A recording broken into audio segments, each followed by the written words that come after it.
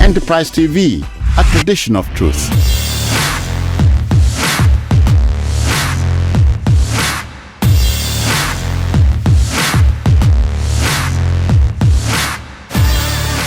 Today, my special guest is Tony Amechi. He's special advisor to Governor Oborevwori of Delta State on investments. You're welcome to the Enterprise, Tony. Welcome. Okay, so normally we try to delve into the personal lives of our guests. Do not worry, we will not disrespect your personality. But to introduce you properly, right? You have over 20 years experience in business development and project management. That's correct. You have held several leadership and management positions in various organizations. You're a member of the board of directors of Trisol Services Limited. That's correct. Bujo Nigeria Limited. You're a consultant to Westco Energy Corporation USA. You're also consultant to Diversified Projects Incorporation USA. That's correct. You're a consultant to Minawares, a member of the DYS Group China. That's correct. You are currently the founder and chairman, Tony Amechi Foundation. That's correct. You've attended several conferences, seminars, and symposiums, and you are in your 40s, which makes you a youth. Yeah, that's correct. Yeah, and coincidentally, I'm still the chairman and CEO of Westco Energy and Engineering Limited. Oh, I'm the nice. chairman and CEO of Tag Machinery Limited, both in Nigeria and in Cameroon. Okay. And I'm also the managing director of Liquefied Resources Production and Engineering Limited. We are currently leading a revolution in the Nigerian bitumen sector, and also a director on Liquefied Resources USA too.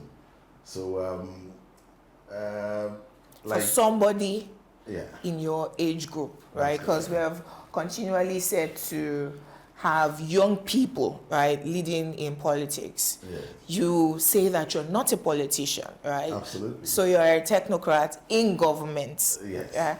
And so your story is inspiring, particularly reading out how many organizations you've held positions in, you've founded, even your foundation as a philanthropist. What was the inspiration growing up that made you decide that this is who Tony Amechi will be? Okay, sometimes you don't want to tell these stories, but the point is that the word impossible does not exist in my dictionary. That is the truth. You know, when people see difficulties, I see solutions. Okay.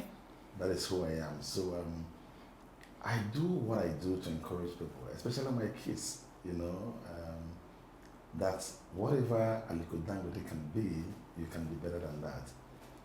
I'm from a very poor background. That's the simple truth, you know. I came up from a home where even the poor, they call us poor. My goodness. So I understand what it is not to have, you know, and I also understand that the only way to change the narrative is for me to work hard. So I stopped seeing obstacles, but I started seeing solutions. Okay. That is how I started, you know.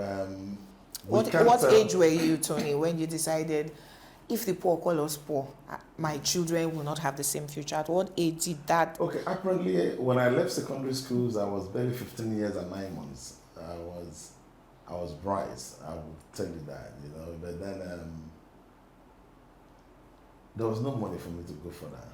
I did write my JAM then, though at the time I left secondary school and I wrote my JAM, I was expecting my WAEC results to be out. But when that result came out, it wasn't very good. So one way or the other, I break down, you know. But then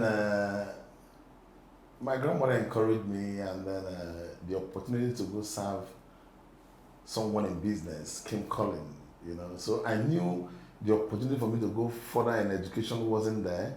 So I decided to, you know, accept that offer that came. So I went to serve my master, who happens to be from the Southeast, you know, served him for 5 years. So that journey took me outside the shores of this country to Ivory Coast, where I was for 5 years. There, I learned how to read, speak, and write French. Wow. So that was an added advantage. Advantage, yeah. You know, so being there also exposed me, you know, so that I was going there with a mindset, you know, that I was still going to go to school, and then I was going to make it regardless of what happens. But you know, every good story also have one or two things around it that is not very good. I did very well as a young apprentice, but as at the time I was to go into business proper as a young man, it wasn't very palatable because I was expecting something huge to come from my master to enable me to establish, but apparently it didn't happen. I don't want to delve into that story because it's a very pathetic one. So I saw myself coming back to Nigeria, you know, empty-handed. So I couldn't go back to business. It was very, very tough. I returned back to that same village where I started from, and had to go back to farm with my mother, you know, my grandmother, sorry, and that was it. So on the fateful day, I was like, to my grandmother, I was leaving for Lagos. So she was very worried, you don't know anybody there. I said, I'm going to cope. But I got to Lagos. At some point, I was a bike rider. There was no accommodation. I saw myself in Ojo Cantonment. It's a part of me that I don't hide. So when I tell people these stories, they say, no, this can't be you. I was sleeping inside the primary schools in Ojo Cantonment. I have friends till tomorrow who will corroborate these stories. So the primary school was my accommodation. So I had a small bag. Very early in the morning, there's a small stream very close to the St. Paul Anglican Church there in Ojo Cantonment. I rushed to that stream to take my bath in the morning, then hide my bike inside the small bush. You have gardens where women come to farm and all of that. So I would literally go into those farms to help those women cultivate their vegetables and all of that. I did these things just to feed. But I found compassion. One of them, you know, my son, you can't continue like this. Anyway, she became like a mother to me. And she helped me, you know, to secure the first bike. I started using it as a bike rider inside the cantonment. So from there, I graduated to riding on the road, and I met a certain Mr. Alex working in a company called Brown Shipping. So I used to convey him. So he was telling me, oh, you say you're from Nigeria? I said, yes. He said, this man is from London, the man that owns this company. So he mentioned that name and it rang bell. I mean, my grandmother used to talk about that same man, you know, on and on. I said, no, this must be the man. So I took that bold step, you know, went to the company one fateful day, filled my form, mentioned my grandmother's name and my great-grandmother's name. So the man actually saw that form. That name ring bell. And he said he wants to see the person that filled the form. So I went there. He said, Yokose's grandson? I said, yes, that's my grandmother's name. Where is she? I said, she's alive. I said, yes. He said, no, the man couldn't believe his eyes. And instantly, money I haven't seen in your entire life. Yes, the man gave me 20,000 naira. As at that time, that one was enough for me to start a business. He said, go and bring me your grandmother. You know, I went home and I told my grandmother, I saw him, I saw Tikmonopoko. You know, my grandmother didn't believe her eyes. Said, okay, he wants to see you. Are you sure? I said, yes. So we went to Lagos. And the rest is now history. That was the stepping stone to whatever I became today. Okay, so your stepping stone for some other people could have been their destruction, right? Because some people will come to Lagos, I do not have anyone, my boss, my master did not establish me. And you see, that part of our establishment as a country where masters allow the people who work with them, they establish them and bring them into becoming employers of labor of their own, is in billions of dollars, right? And Nigeria is not even looking at it when we talk about our GDP. I just wanted to highlight that is a part of us that maybe we're not even capturing properly, where one master has 7 young boys that he empowers. But the fact that your master didn't do the right thing by you, you could have become embittered. But you came to Lagos and started living a very difficult life, and eventually your story changed because you met the right person.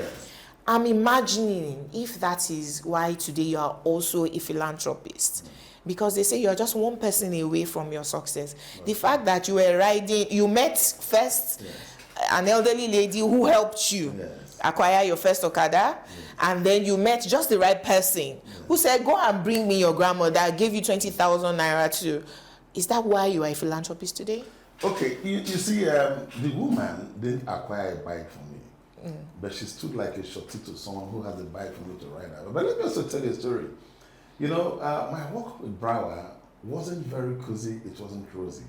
But the point is that I get some experience there.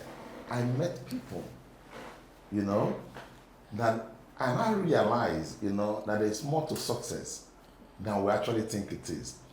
Now, yes, to a very large extent, that's my story impacted whatever I am today, changed my ideas, you know, and from that point, being good became my way of life. And I'm still doing it. Most recently, it was just about 2 months ago, if I'm not, not barely a month, not up to 2 months.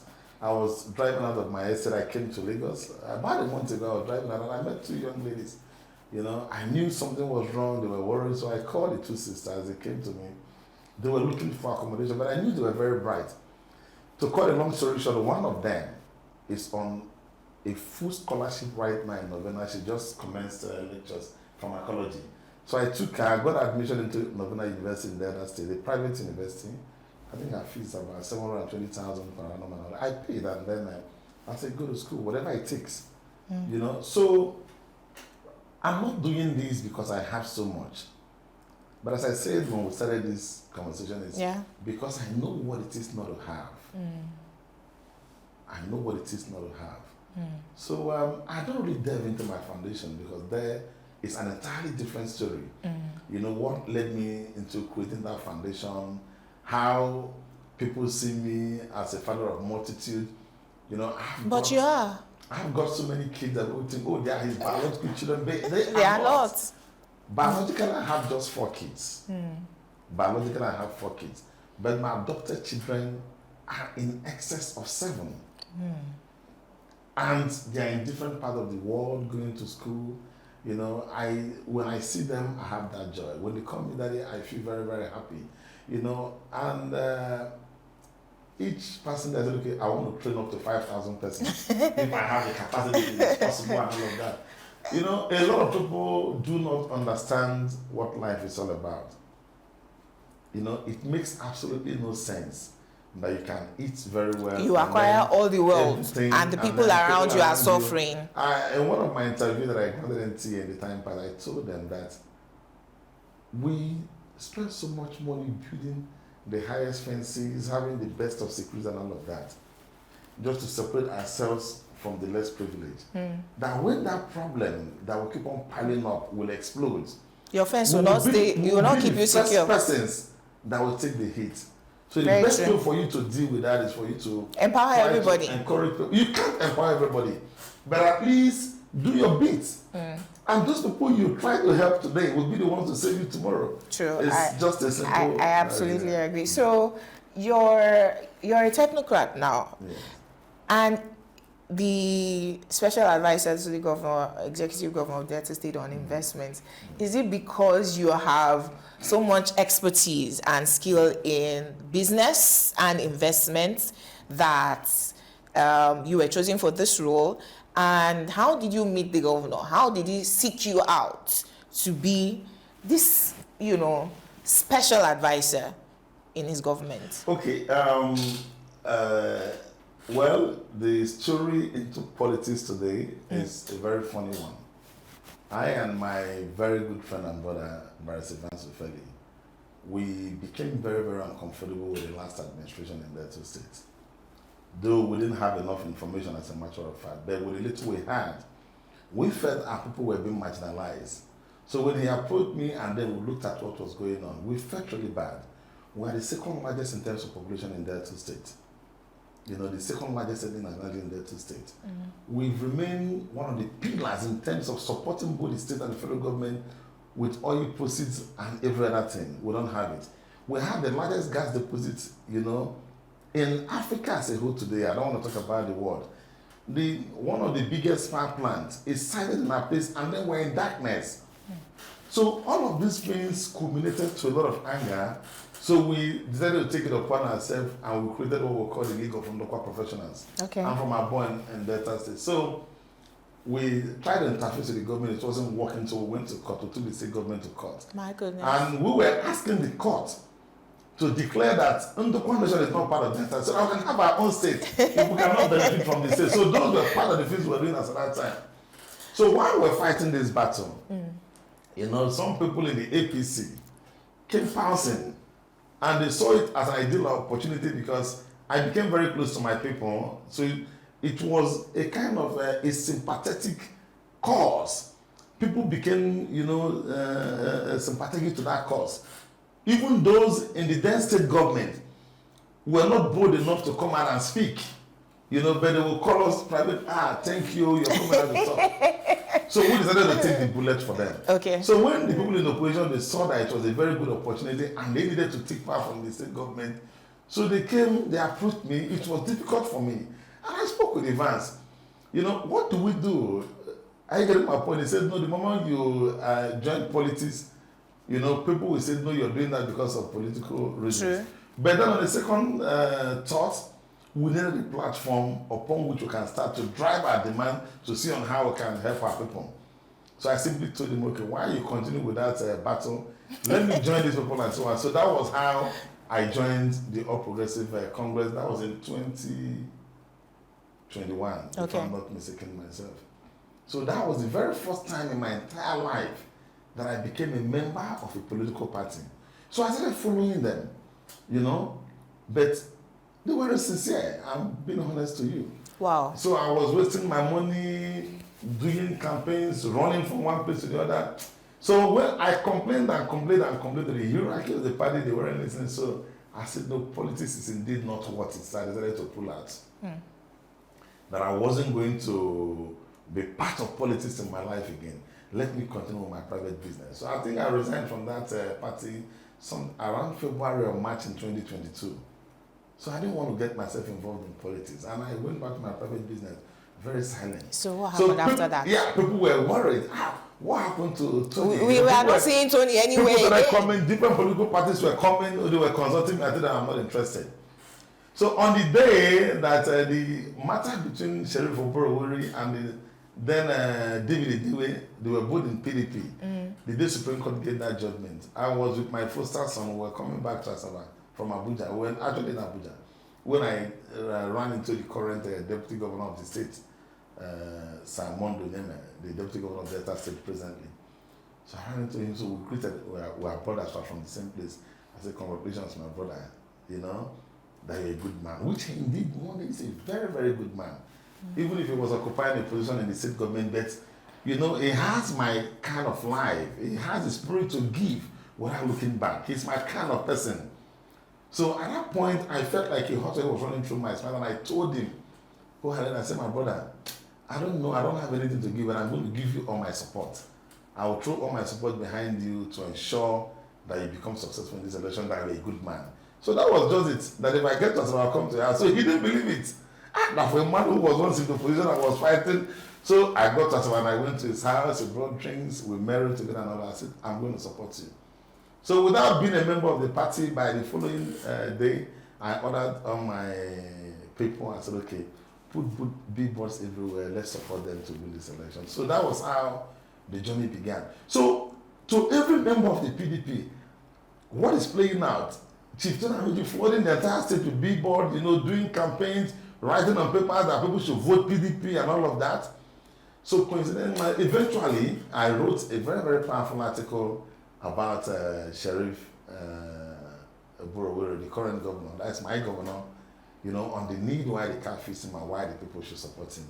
So that article did not go down well with the members of the opposition, who happen to be members of my platform on WhatsApp and other places. So they got angry and they started pulling out, including the man that ran within during that election.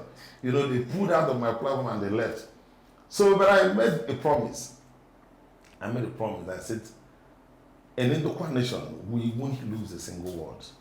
This is my constituency, the 3 LGAs.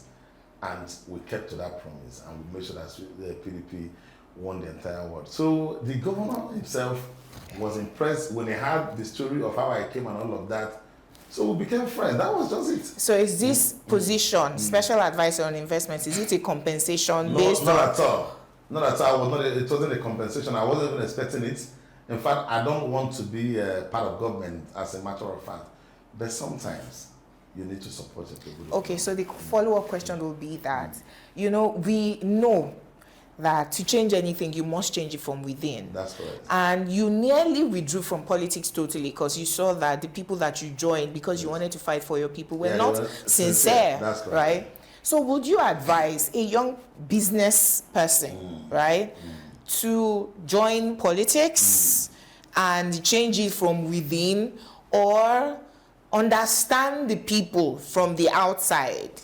Okay. Before you decide this is how I'm going to support, because you have been on both sides now. Okay, see, if you're running a race, Yes. you're running that race to win a prize.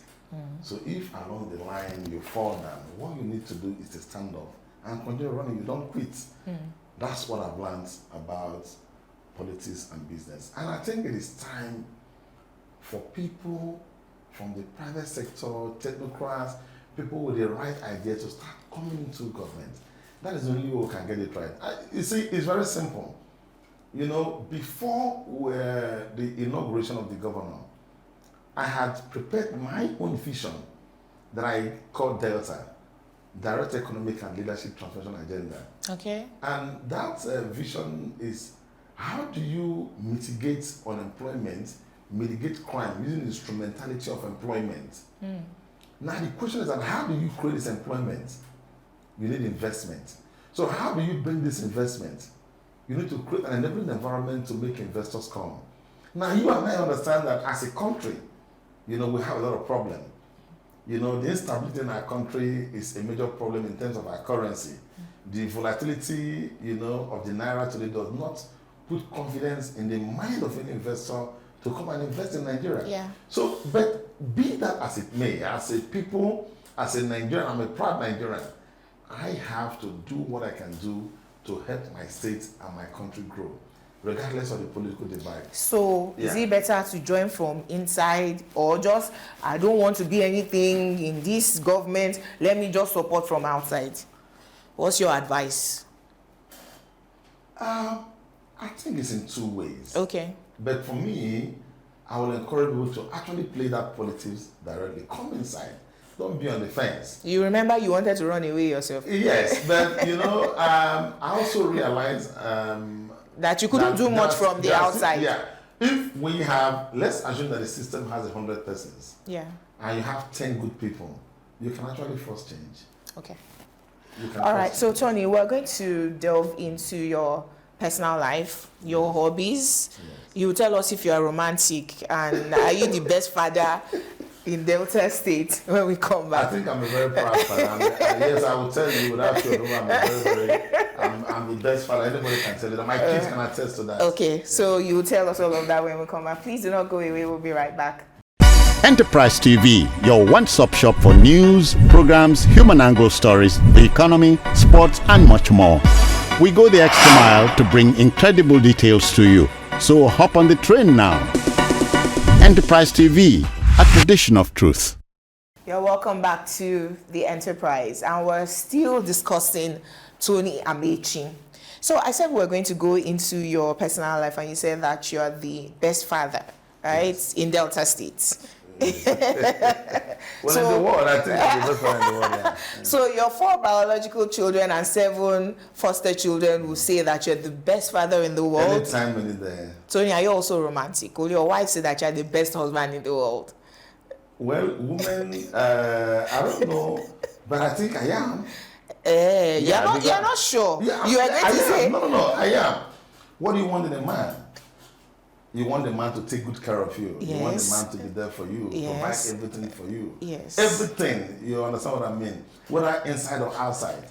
So what else do you want in a man? So are you a faithful husband also? Very faithful. Okay, so you are not giving her headache. There are no side chicks outside. Well, is there any woman that wouldn't complain regardless of what you do for her? Every woman will definitely complain. I get my point. So Yes. that has been part of our life Okay. as men. We deal with that. It doesn't matter what you do. Okay. Somebody might call you and you take a call, it becomes a problem. You know what I mean? Yes, I understand. And then, that. women react on impulse. Yes. It takes them time to reflect, oh, this thing I did, it wasn't He's true. wrong. And then when she's wrong, she will not apologize. They have their own ways of apologizing. Even when they don't come to me, they don't apologize. But one way or the other, they apologize. But the truth remains that every home, right, has its own challenges. Oh, definitely. So the way you deal with yours is what matters. But the most important thing is that your family, your children are stable. And then when they look back, they know that they have a father they can count on. It gives them that confidence. Even if it's the person that is talking to them, in as much as my father, who cares?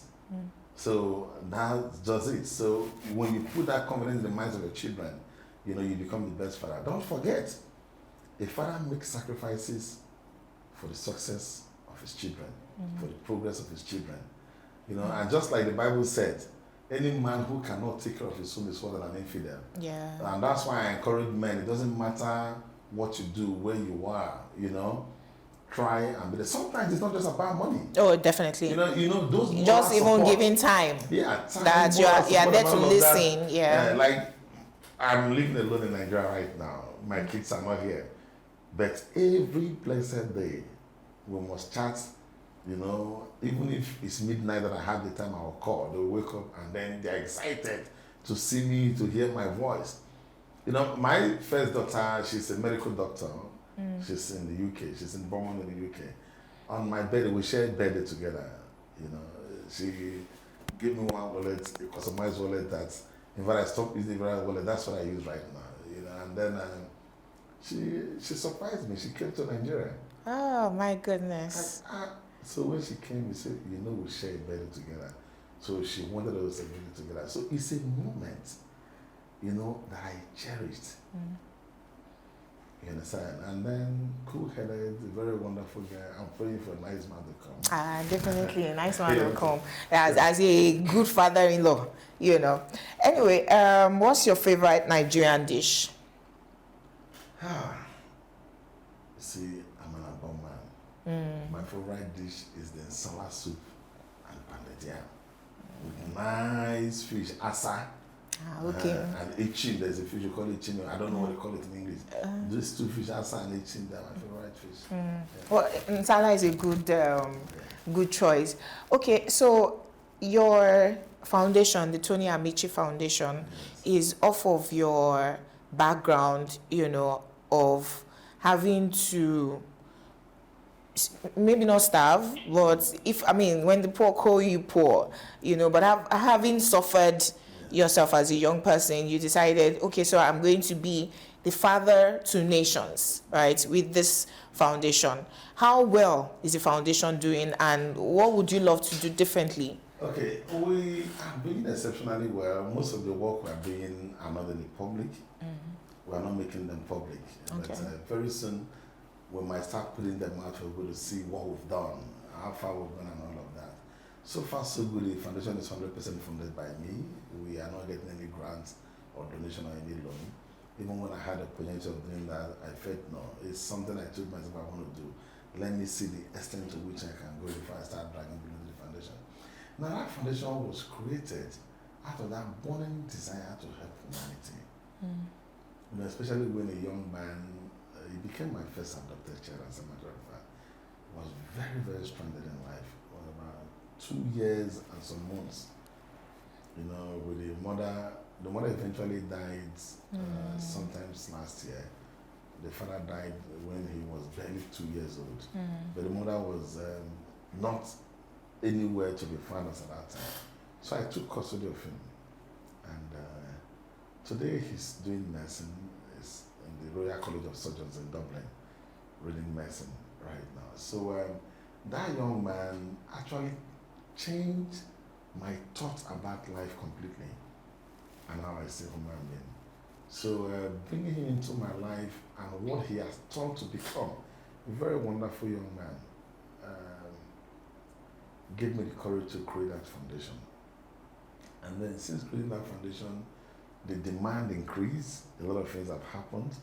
We've helped people, even in schools. We've tried to register students for their external exams, which we never had the opportunity.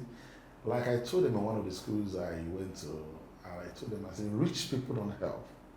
Only good people do. This is my slogan. Rich people will never help you. It takes a good man to help you. So you can have the whole money in the world, and if you're not a good man, you won't help anybody. And there are millions of people like that in this country. Extremely rich. They are selfish to the core. They believe in themselves and their children. Tony, how does one become like a Tony Amechi? So we want people to emulate you. We don't want them to try to become you, because each individual has what is unique to them and makes them special. Why do I ask this question? You value education. Obviously, speaking about your daughter, your adopted son, and their educational accomplishments, I see pride in your face. You also have an honorary course in leadership and good governance.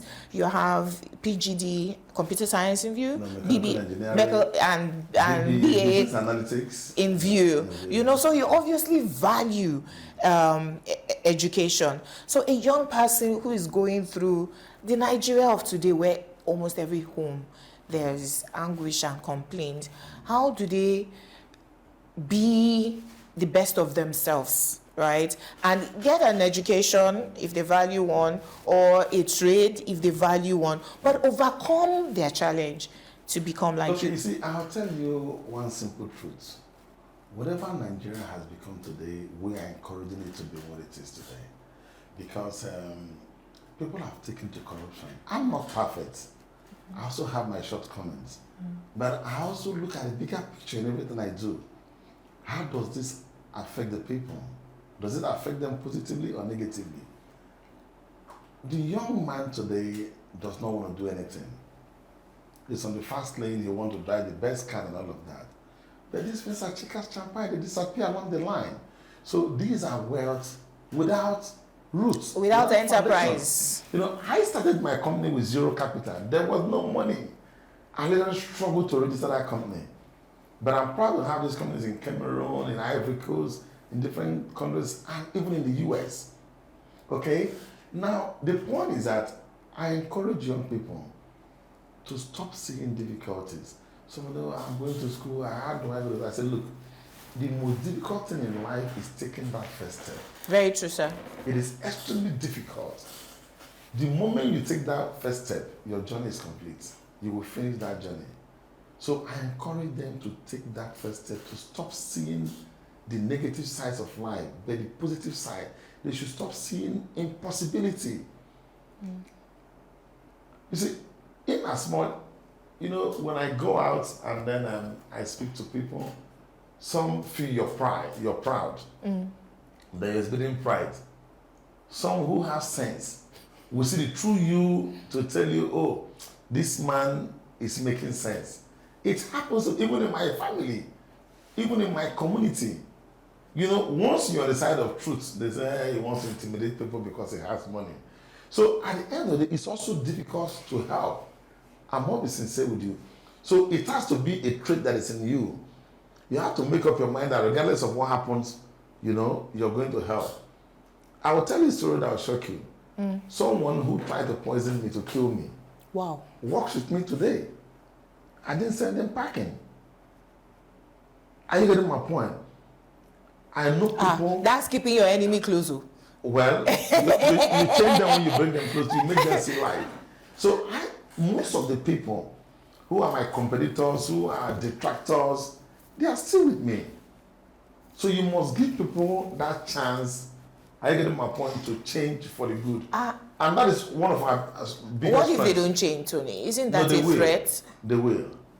The only thing constant in life is change. And let me tell you something. You don't change people by being hard on them. You change people by showing them love. Let me give you instances. It is extremely difficult, for you to rehabilitate a drug victim, somebody who is into hard drugs. It's difficult. Even when you rehabilitate them, they go back to it. But we've done this successfully. Wow. Showing love. Wow. We've taken people to Aro in Abeokuta. You know. So what makes your approach? What makes your approach different? Your approach is Because not just showing there's empathy, love. Yes, love. When love leads, you know, things get better. I was reading. There's a chat I was reading on Facebook this morning. Somebody asked a question: is it ideal, you know, for your ex to come ask you for help and you render help to your ex? What are you doing with your ex? And people are saying, no, it's wrong, don't do that. But that is wrong. If you don't have any negative thoughts, you can help your ex. If she's in difficulty, you can help. So what's your personal philosophy? Love? I think love, hard work. Okay. Yeah. Love and So hard do work. you relax? Hard work, number one. And number two, love. Yeah, relaxing, I think, is a problem for me. Everybody complains. Because of everything you have even just said, yes, is about working for government, the academia. Only you have so many degrees in view. I just started another program again in law. I'm back in school. I'm doing law right now. My goodness. Yeah. So I just started. So no. You see, let me tell you something. Define what you want to be, okay, and stick to it. Don't let people tell you things that this is not possible. Then you won't achieve anything. So when you have a clear-cut definition of what you want to achieve, follow it. And then you'll achieve it. Why I'm saying this is that there is no time. I think the next phase of what I want to do is to seek real partnership, you know, to come and train the youths on ICT. It's important. When you travel abroad today, people care less about your certificate. They are looking at what you can do. What can you do? You understand? In one of my companies in Tide Machinery, we basically build barges, tugboats, dredgers, and all of that locally manufactured back here in Nigeria. Okay. We are not bringing the white man to come and do it from Holland or the US or from China. We are building it with our own brothers and sisters. And I can tell you, Rafi, I think I'm proud that I'm one of the highest paid employee of labor because my workers don't want to leave me. I pay them well. Ah, nice. I'm not looking at eating everything alone. Well, I want to make the whole profit and all of that. Somebody once told me, "Oh, your manager in Cameroon is not from your place, going to eat your money." I said, "Being a Yoruba man does not mean he's a bad man." His name is Kaidade, Emmanuel Kaidade. He's been there in Cameroon for over 4 years. He manages my company, and I have confidence in him. What I look at is the result, your sincerity of purpose. Every other thing is, and I don't care. There's an Igbo proverb that said that if fish does not swallow another fish, it doesn't grow big. So why would the other people will still pay fine, right? But if they're not paying to close the company, that the company is still growing. You close your eyes. You close your eyes. That's the simple truth. So how do you relax? I don't know. Maybe sometimes between 11 and 12 and 1 p.m. I try to see a movie and then I sleep off. And that's then, it. You don't play any sports? No, I do. Okay, which one? I love football. Okay. Yeah, and I love playing tennis. But coincidentally, I don't know the last time I went into the picture to play football. I can't even remember the last time I went to play tennis. Okay, so health is wealth, Tony. So we want to encourage you on the enterprise. Play son, more tennis. my son is a doctor too. He's going to be rounding up pretty soon. He's in studying in Bulgaria. He's doing medicine and surgery there. That's my first son, a very wonderful young man. So that's one of the things he tells me. Once he calls me and says, "Dad, you know, you're not taking enough rest." You must relax. So you understand. But you see, my body has been built the way it is. Again, based off of your background, we understand. No, not necessarily because of that. My body has been built. I don't just if I sleep for 6 hours, I fall sick. Wow. Yes. If I close my eyes and I sleep for 6 hours, but rest assured I'm going to be sick. So the routine, sometimes I go to bed by 12 midnight, by 3 a.m. I'm already awake.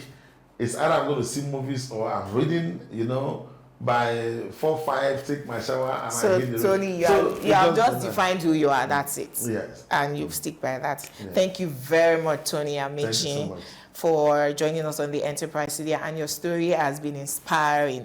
Thank you Define who you are, as It's Chief important. Tony Amechi has said. Once you do that, whatever opinions anyone around you has immaterial. is secondary. It's immaterial. You know, let me tell you what will shock you. There was a time that even in my own community where I come from, because they don't know the source of my strength, they don't know where I'm coming from. Some say it's a fraudster. Some say, oh, he's doing bunkery.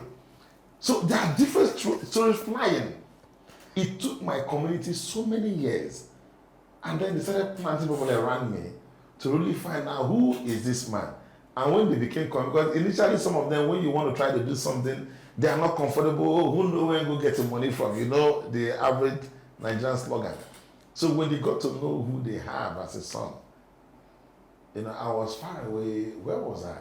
I think I was in Beijing in China on a business trip. So I was on my way to Cameroon when I received a message from a close person from the community, and the community that want to give you a title in recognition for everything you're doing for the community. I said, I don't need a title. I thought it was a joke. So they forced it, and then they gave me the title of Onwa. That is the moon, the line that shines for everybody. So that was how I became the Onwa of Umusadeke. That is actually my maternal side. Okay. So it was when they gave me that title that my father's side, they said, no, they hurriedly came and then they dragged me. They said, everything you're doing in your life, you're doing it in that side. It's time you start doing something in Abo. And then I was crowned with the title of the Adjo of Abo Kingdom. Nice. Yeah, Adjo, a very great man. Thank you once and again. It's a title that my father had. My great-great-grandfathers, they had it till my father. So when they said they want to give me that title, I called my other brother and said, look, they want to give me this title. I don't want it. I wanted to take it. He said he doesn't want to take the title. So you took it eventually? I wouldn't let it go. So I took it, and that was how I became the Adjo. And then it came with a lot of responsibility. You know, because challenges every day. People are coming, but you can't just run away from them. You can't run away from them. You understand? You keep taking them. But most importantly, you know, I think the joy I have today is the fact that I am now part of government. And the question is, how do I contribute my quota towards the development of my state? So when I think about this, I'm not able to find sleep. So, and, you know, before I was given that appointment, when I was in London, sometimes in June, I started receiving messages, oh, congratulations, your name came out to your special advisor. And I picked up the phone and I called the governor. He said, hi, I said, I'm in London. He said, when are you coming back? I said, I don't know. He said, they won't do inauguration until I come. I said, no, Your Excellency, I want to work from the outside. Are you saying you're not going to work with me? You know, at that point in time, he's the governor. I get him an appointment. And then for him to single you out, okay, we want to give you an appointment, he believes in your capacity. So when I returned from London, I didn't even know they were going to put me in investments, you know, but my name came out as a special advisor. So I was with the SSG. There's a document I already sent to the governor, even before that name, that Delta thing I was telling you. So apparently they read through it. They saw what is there. The best man to do this thing is the man that actually has the idea. So the faithful day, I went to see the Secretary of State Government, and then we took a walk, ended up inside his car, and we were driving together. I said, run me through this document. So I was giving him a synopsis of what is in that document and what I think. He said, this is a very wonderful idea, that this thing is going to give the government a lot of pressure.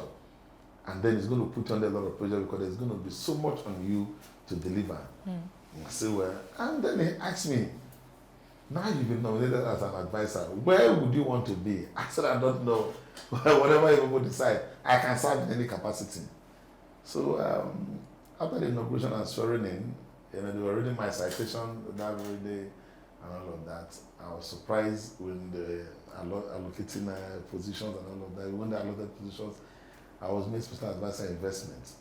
So at that point, I knew it was tough. It was tough not because you cannot go and meet people, say, come and invest, but the numbers need to be right. You need to convince these people why Delta State is the right destination for investment. Yes, it is tough. but it is not Impossible. It is not impossible. Yeah. So we are doing it, and I can tell you without fear of favor that the right investments are coming, and we are going to be unveiling them in the shortest possible time. You know, and I think I will exit on a high note. Yes, Thank you very, very much once again, Chief Tony Amechi.